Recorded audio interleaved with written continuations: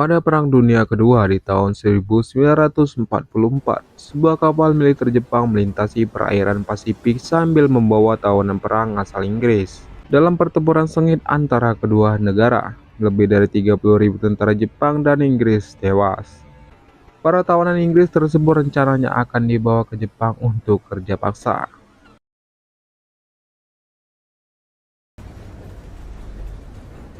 Di dalam kapal, tampak seorang tentara Jepang bernama Saito yang dianggap sebagai pengkhianat.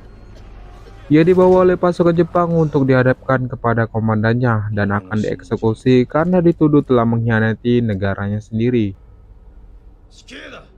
Bersamaan dengan itu, sang komandan juga membawa seorang tawanan Inggris bernama Bronson untuk dieksekusi bersama Saito. Kaki keduanya kemudian diborgol menjadi satu. Saat proses interogasi berlangsung, tiba-tiba kapal mereka digempur oleh serangan udara dari pasukan Inggris. Suasana pun berubah menjadi kacau. Dalam kekacauan itu, Saito dan Bronson memanfaatkan kesempatan untuk melawan balik para tentara Jepang. Namun sang komandan mencoba menembak Saito, namun tidak mengenainya.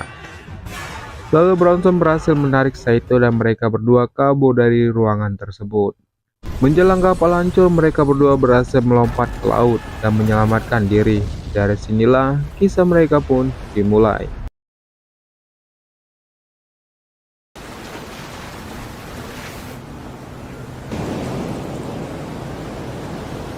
Akhirnya mereka berdua terdampar di tepi pantai dan jatuh pingsan akibat kelelahan. Keesokan harinya, Saito terbangun lebih dulu. Ia mencoba membangunkan Bronson. Namun saat itu juga ia baru menyadari bahwa kakeknya masih diborgol bersama kaki Bronson. Saat mulai ke sekeliling, Saito menemukan sebuah pistol yang berada di mayat tentara Jepang yang terbawa ombak. Ia pun mengambil pistol itu dan mencoba menembak rantai yang mengikat mereka. Namun tepat saat ia hendak menembak, Bronson tersadar dan langsung salah paham. Ia mengira Saito akan menyerangnya. Terjadilah perkelahian hebat antara keduanya.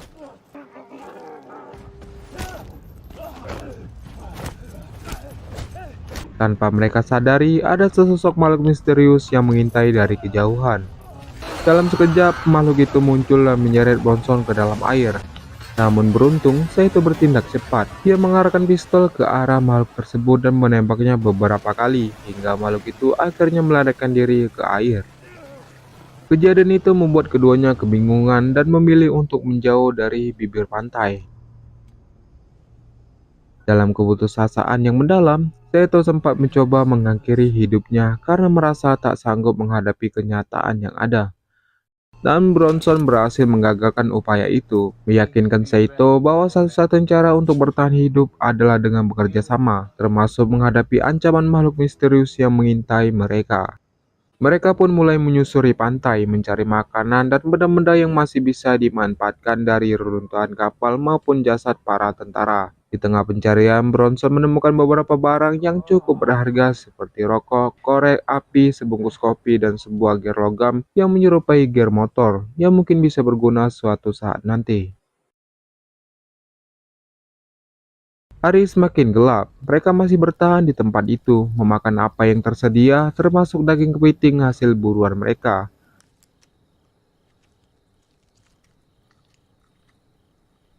Setelahnya mereka menikmati rokok dan secangkir kopi dari barang-barang yang sebelumnya berhasil ditemukan. Di sela waktu mereka mulai saling mengenal dan memperkenalkan diri satu sama lain. Setelah itu mereka mencoba melepaskan rantai yang masih terikat di kaki mereka, menggunakan gear yang telah dipasang pada sebuah batang kayu sebagai pegangannya.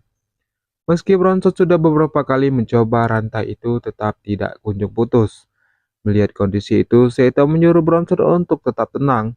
Ia lalu menyarankan agar gear digunakan untuk memotong bagian ujung rantai, karena menurutnya itu titik terlemah. Setelah mencoba sesuai arahan Saito, akhirnya rantai benar-benar berhasil diputus. Mereka pun akhirnya terbebas dari ikatan. Namun tak lama berselang terdengar suara aneh lagi, suara yang sama seperti makhluk misterius yang sebelumnya sempat menyerang Bronson. membuat keduanya mencari asal suara itu. Namun sebelum sempat bertindak lebih jauh, Saito melihat dua sosok tentara Jepang yang baru tiba di pulau itu. Ia segera menyuruh Bronson untuk bersembunyi di balik semak-semak, sementara dirinya akan menghadapi mereka. Ternyata kedua tentara itu adalah prajurit senior asal Jepang yang juga selamat dari ledakan kapal semalam. Di sini Saito berpura-pura tidur agar tentara senior itu tidak merasa curiga. Namun di sini mereka merasa lega saat melihat Saito masih hidup. Ketiganya pun berkumpul beristirahat dan menyantap makanan seadanya di pinggir pantai. Namun tak lama, dua tentara Jepang itu mulai curiga. Mereka melihat sisa makanan yang tampak seperti untuk dua orang. Kecurigaan mereka semakin kuat saat melihat borgol masih melingkar di kaki Saito. Salah satu tentara menyadari bahwa Saito adalah tahanan yang sempat akan dieksekusi bersama seorang tentara Inggris. Mereka pun langsung menodongkan senjata dan bertanya di mana tahanan tersebut. Yang tak lain adalah Bronson.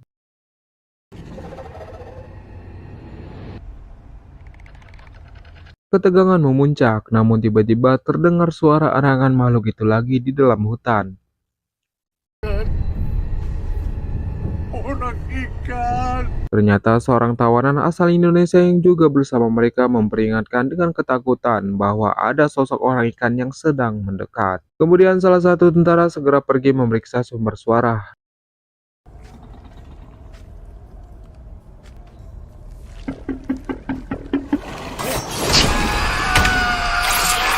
Namun, belum lama berselang terdengar jeritan mengerikan.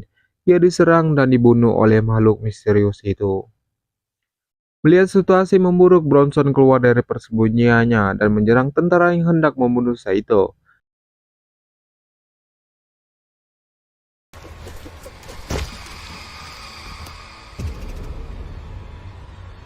Tepat setelah itu, sosok orang ikan pun muncul dan langsung menyerang tentara yang baru saja dilumpuhkan Bronson.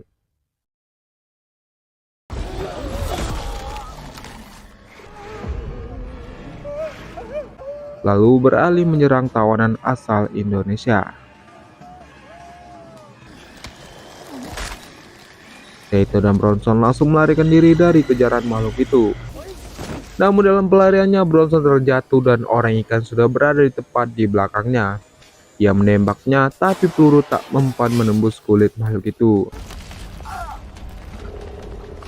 Saat orang ikan hendak menyerang, Saito datang dan menyabetnya dengan samurai, memberi waktu bagi mereka untuk kabur. Namun karena malam gelap gulita, tanpa sadar mereka berlari ke tepi jurang dan terjatuh bersama.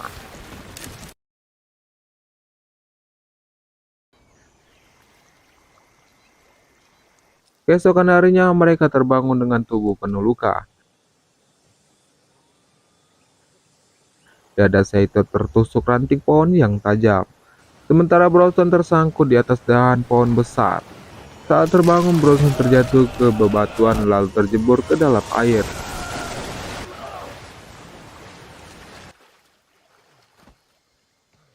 Saat Bronson teristirahat di tepi sungai, ternyata di sampingnya terdapat seekor buaya raksasa di sampingnya.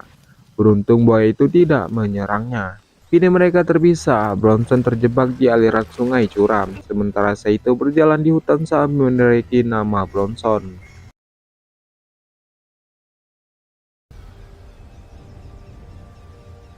Kali itu Bronson melihat makhluk orang ikan sedang mengobati luka di tangannya akibat sabetan Saito.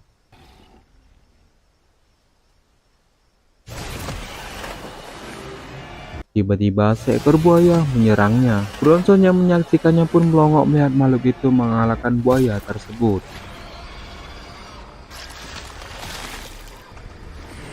Dari sini terlihat betapa berbahayanya makhluk tersebut.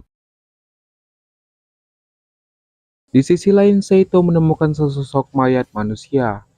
Ia tersentak kaget menyadari bahwa mereka bukan orang pertama yang datang ke pulau ini. Saat mundur, ia terjatuh ke dalam lubang yang ternyata berisi mayat orang ikan yang telah ditembak oleh mayat tersebut. Saito pun melihat sebuah pistol di tangan mayat dan segera mengambilnya. Tak jauh dari situ, ia menemukan bangkai pesawat yang sepertinya ditumpangi orang yang sudah tewas tadi. Seto memeriksanya untuk mencari sesuatu yang bisa dimanfaatkan.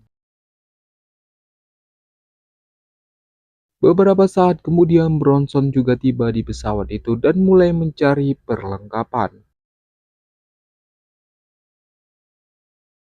Ia menemukan kapak dan sebuah bom kecil. Saat sedang merokok, ia dikejutkan oleh kedatangan Saito yang muncul tiba-tiba. Saito mulai mengambil korek api dari tangannya dan mengajak Bronson menyusuri sebuah gua gelap. Di dalam gua itu mereka menemukan bayi duyuk, anak dari makhluk orang ikan. Bronson ingin membunuhnya, namun Saito melarang karena khawatir tindakan itu akan memicu serangan besar. Sebagai gantinya, Bronson mengusulkan untuk menggunakan bom dan meledakkan gua itu. Namun saat hendak menyiapkan bom, mereka mendapati katup pemicunya bengkok. Bom hanya bisa berfungsi jika katupnya diluruskan, dan Bronson teringat bahwa ada kapak di dalam bangkai pesawat. Mereka pun keluar gua untuk mengambil kapak, sementara Saito berjaga. Namun tiba-tiba, orang ikan muncul dan langsung menyerang. Pertarungan singkat terjadi,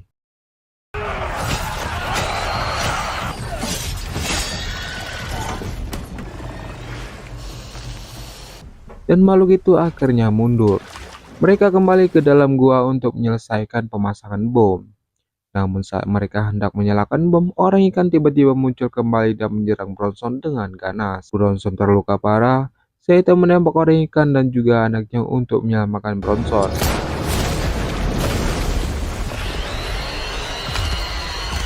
Dalam kondisi sekarang, Bronson meminta Saito untuk pergi, karena ia akan mengorbankan diri untuk meledakkan bom bersama makhluk itu.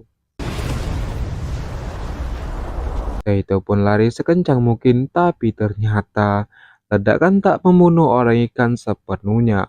Makhluk itu bangkit dan mengejar Saito hingga ke tepi pantai. Di sana orang ikan menyerang sosok yang dikira Saito, namun ternyata itu hanyalah mayat yang disamarkan. Saito yang asli bersembunyi di bawah pasir lalu menyergap makhluk itu dan bertarung sengit dengan samurai.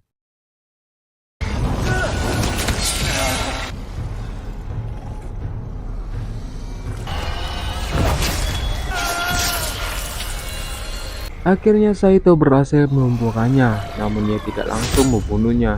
Dia mengambil pistol berniat mengakhiri segalanya, namun saat menoleh, makhluk itu telah menghilang. Ia lalu berjalan ke tepi pantai dan menembakkan flare gun ke langit, tapi sialnya tak ada pelurunya. Harapan runtuh dan ia terjatuh lemas.